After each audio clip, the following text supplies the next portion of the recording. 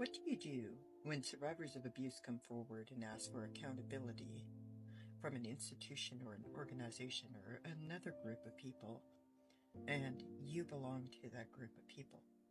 Over and over and over, we have seen it where, no matter what group or what institution it is or what kind of organization it is, when the organization or the institution has embedded deep within the group this mentality of us versus them and the expectance that people will protect the institution, the organization, or the group above all else, what they do is they isolate people who are brave enough to share their experiences of abuse. They isolate them even if it's a group of people that are asking for accountability. They isolate them because that makes them an easier target to harass and to further harm. It compounds the abuse, while simultaneously it also denies the validity of the rest of the group of people that is asking for accountability, that is asking for the organization to take responsibility for the actions that they have taken. Over and over, I've watched this happen for decades. My whole life, I've seen this happen. No matter what group of people you belong to, if your loyalty to the institution is stronger than your belief that people deserve basic human rights and human decency, you have some real thinking to do about who you are and what that says about you as a person.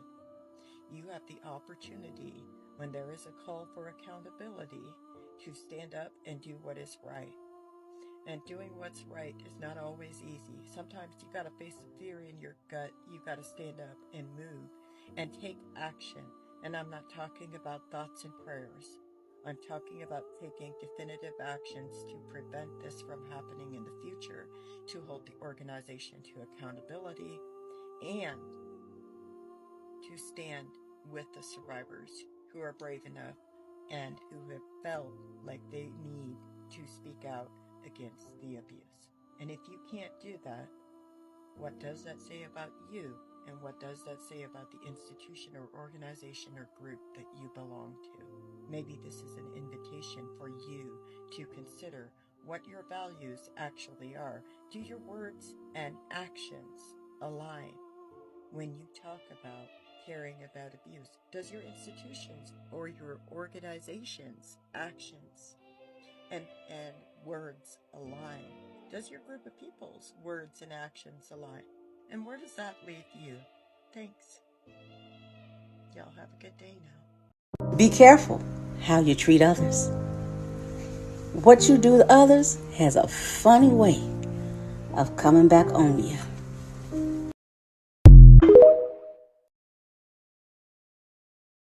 You can't hurt someone constantly and expect their energy to be the same. Even people with good hearts have limits.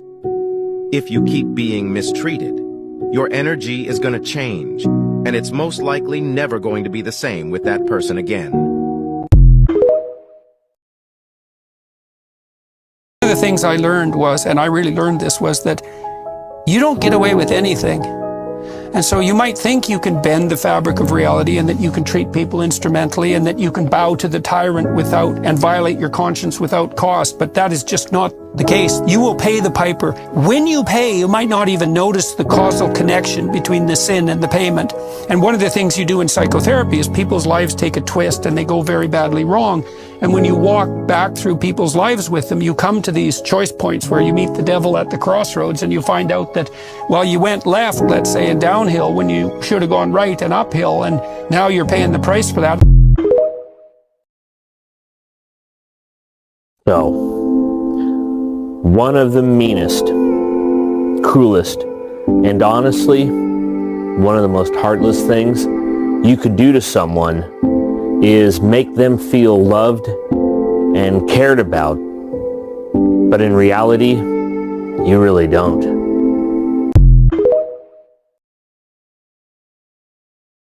If you destroy someone's life with lies, with breach of trust and with your toxic behavior. Take it as a loan, because you will have to repay that loan with interest. The karma is coming back to you. So stop hurting good people. God bless you.